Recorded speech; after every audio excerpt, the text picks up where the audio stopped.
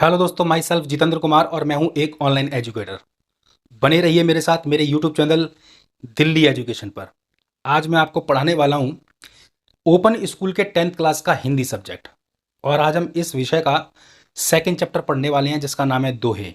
तो चलिए शुरू करते हैं। कबीर जी ने यहाँ पर पहला दोहा कहा है कि ऊंचे कुल का जन्म या करनी ऊंच न होए, सुबरन कलश सुरा भरा साधु निंदे सोए।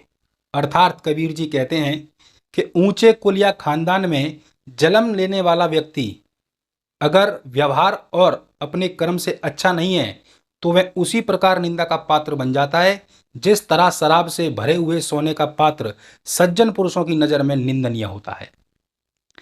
अगला दोहा है, निंदक न्यारे राखिए आंगन कुटी छबाए, बिन साबुन पानी बिना निर्मल करत सुभाए।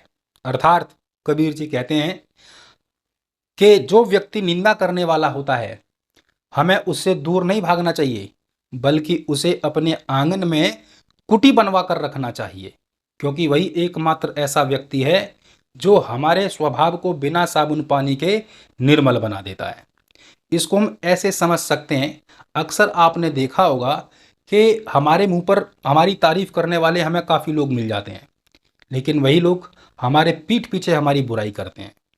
बहुत कम लोग ऐसे होते हैं जो हमारे मुंह पर ही हमारी कमियों को बता देते हैं।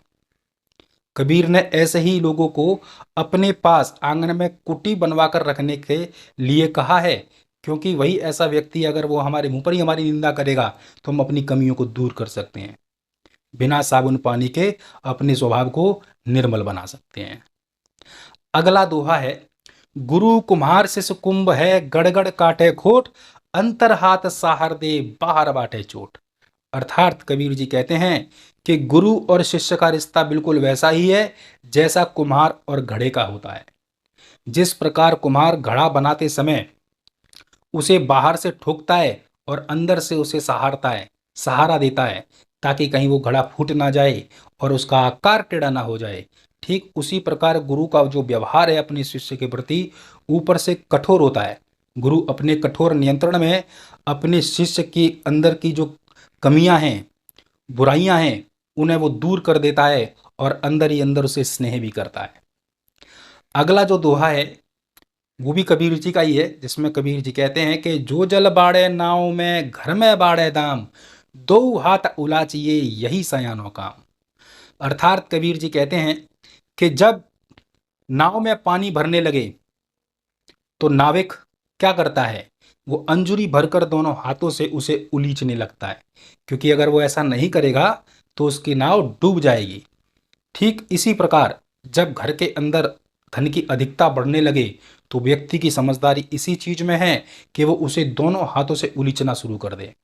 यहाँ पर उलीचने का मतलब है कि वो दान धर्म करने लगे, क्योंकि अगर वो ऐसा नहीं करेगा तो उसके मन में कई प्रकार की प्रवृत्तियां जन्म ले लेंगी जो उसके विनाश का कारण बन सकती है। अब इसके बाद जो हम दोहा पढ़ने वाले हैं वो रहीम जी का है। रहीम जी कहते हैं कि पावस देख रहीम मन कोयल साधे मौन, अब दादुर बक्ता भय हमको पूछत कौन। अर्थात वसंत ऋतु में कोयल बहुत कूकती है, लेकिन वर्षा ऋतु आने पर कोयल मौन साध लेती है, क्योंकि ये समय मेंढकों के टर्राने का होता है। तो कोयल अपने मन में विचार करती है कि भाई अब तो मेंढक वक्ता हो गए हैं, हमारी कद्र कौन करेगा। ठीक उसी प्रकार जब एक अनपढ़ व्यक्ति या ये कहूँ एक मूर्ख व्यक्ति जब अपनी लंबी चौड़ी बातें हाँकने लगता है और महत्ता पाने लगता है, ऐसे में एक विद्वान व्यक्ति चुप्पी साध लेता है और इंतजार करता है सही समय आने का, क्योंकि उस शोर शराबे में कोई भी व्यक्ति उस विद्वान व्यक्ति की बात सुनने को तैयार नहीं होगा, लेकिन जब अवसर सही आएगा तो सभी लोग उसकी बातों पर ध्यान देंगे। अब बढ़ते हैं अगले दोहे की तरफ जो कि वरंद जी ने लिखे हैं, लेकिन इससे पहले रहीम जी का एक दोहा और पढ़ लेते हैं कि खैर खून खांसी खुशी बैर प्रीति मदपान, रहीमन दाबे ना दबे जानत सकल जहान। संसार में ये 7 चीजें ऐसी हैं जो किसी व्यक्ति के छुपाए नहीं छुपती, इस समय आने पर अपना असर दिखा ही देती हैं। जैसे कि खैर, खैर का मतलब होता है कत्था। अगर पान पर कत्था ना लगाया जाए तो मुंह लाल नहीं हो सकता। खून, खांसी, खुशी, बैर, दुश्मनी, प्रीति, प्रेम, मद्यपान समझते ही हैं, नशीले पदार्थों का सेवन।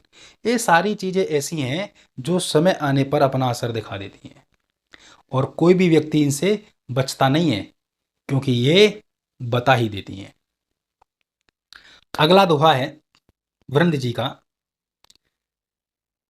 करत करत अभ्यास ते जड़मत होत सुजान, रसरी आवत जात ते सिल पर पड़त निशान।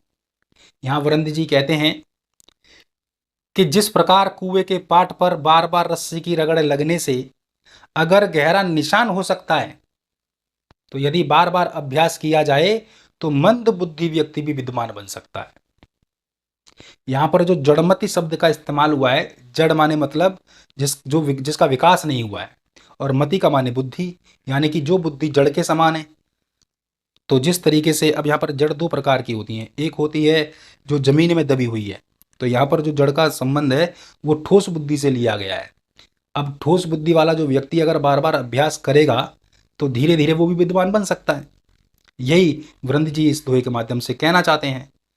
अगला जो आखिरी दोहा है वो है कि नैना देत बताए सब हिय को हेत अहेत, जैसे निर्मल आरसी भली बुरी कही देत।